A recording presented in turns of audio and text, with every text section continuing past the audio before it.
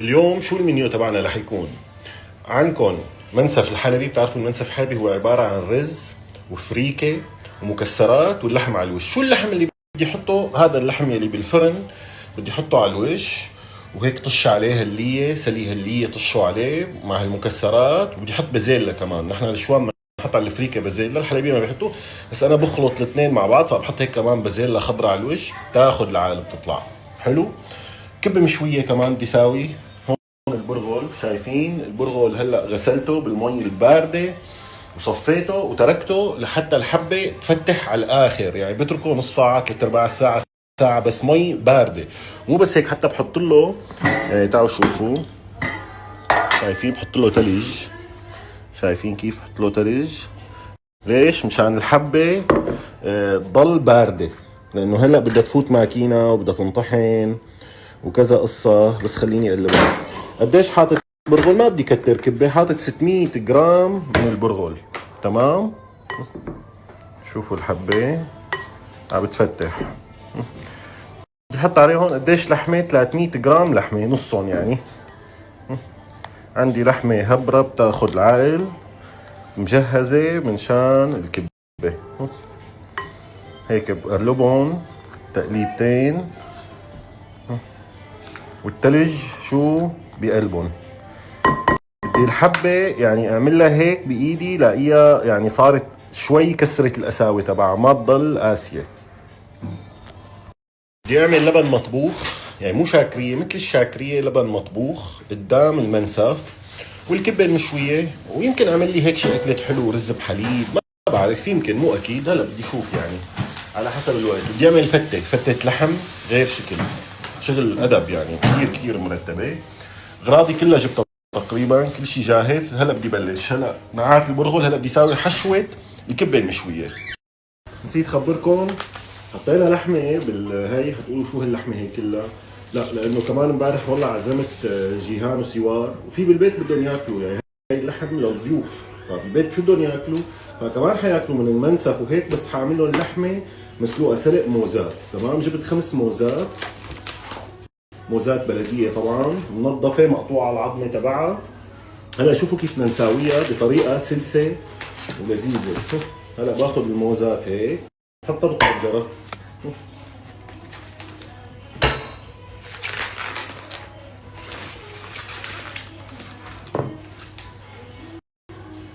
لازم نشم اللحمه اذا فيها ريحه او فيها شيء.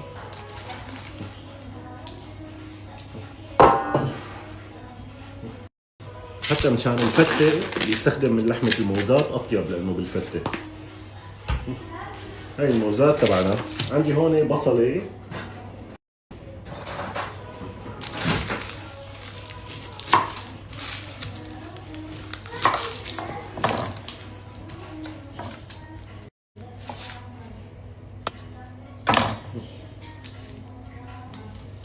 بدي ازتها هون.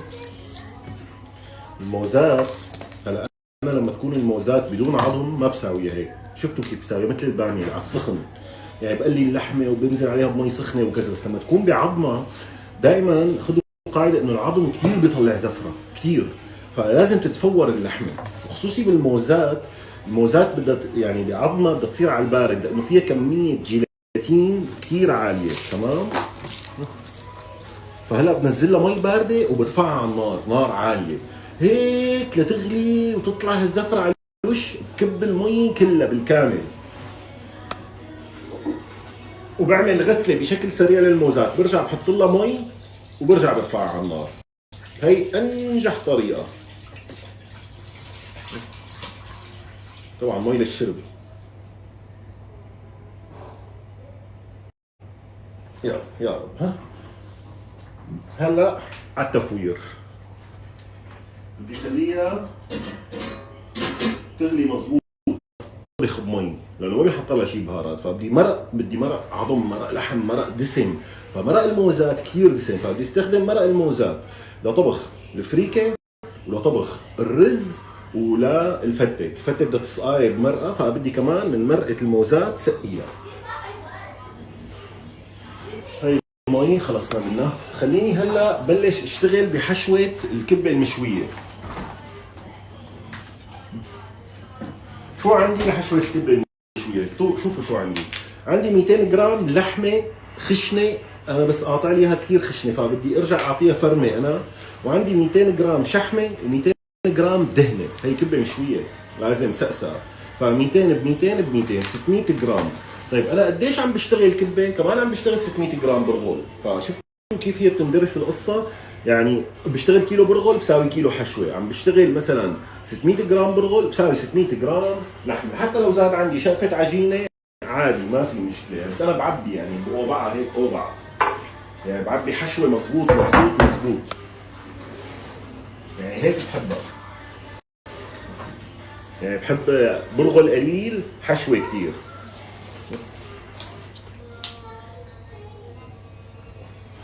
بس شو الواحد يعني يا دوبه ياكل قرص، اذا بده ياكل من الاكلات الثانيه يا دوبه ياكل قرص.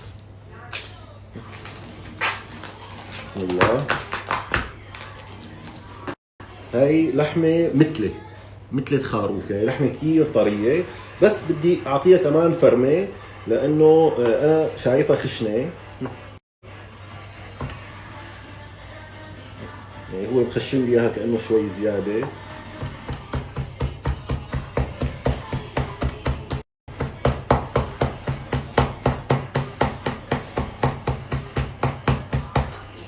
طبعا انا ما بحط لحمه ناعمه بالكبه، لا مقليه لا مشويه لا لبنيه، كلها بحط لحمه مجرمشه خشنه، اخشن من المجرمشه حتى بحطها، اطيب يعني بتطلع مميزه ما بتشبه الكبه العاديه.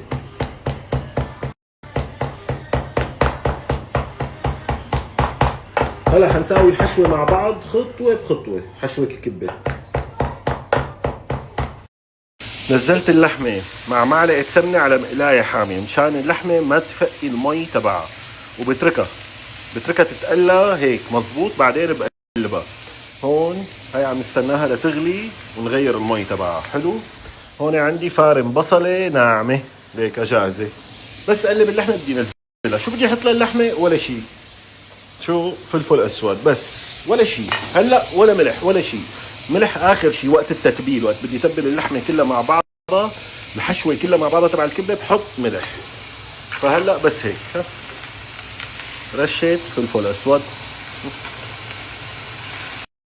بس بدي كتر لانه في ليه وفي شحمه، فالفلفل بده يكون لكل شيء. شايفين ما بتفقي المي تبعها، بتركها هيك. هو هيك اصول على فكره تقلايه اللحمه يعني حتى الناعمه. هلا بقلب.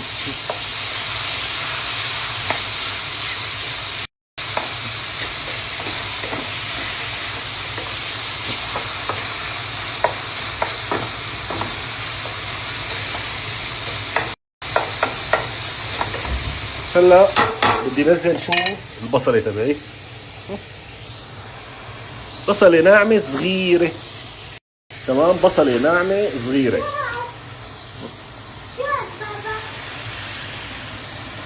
حشوه كبه يا روحي. اوكي على عيني بابا. لونا اي شيء بتفوت على المطبخ، اي شيء بتعمله. شو هاد بابا؟ انا بدي اي شيء شو ما عم ساوي، اذا عم باكل هوطي انا بدي. خلص هلا نوصل النار، ليش؟ عشان ما تحترق اللحمه وما تحترق البصله. شايفين ولا اسهل من هيك؟ هلا شو بدي اساوي؟ بدي فرفطه، يعني شايفين هدول هيك، بس بدي اعمل لهم هيك، شايفين؟ بس فرفطه وخلص بدي ارفعها من على النار، ما بطبخها كثير مشان ما تنشف. هلا بدي بلش اشتغل بحشوه الكبه المشوي، ماله محروق، بردتها وبحطها هون. هلا ايدي نضاف طبعا. انا امانه ما بحب اشتغل بالكفوف، بس بالدجاج بشتغل بالكفوف لانه بينقل بكتيريا وهيك، ما بشكل عام ما بحب اشتغل. مو مريحين على فكره الكفوف ابدا، يعني الشغل بالكفوف ابدا هو شيء مو مريح ومو صحي على فكره بالمناسبه يعني، بس ممكن هلا ناس كثير لا وغلط وكذا، بس لا هو مو صحي.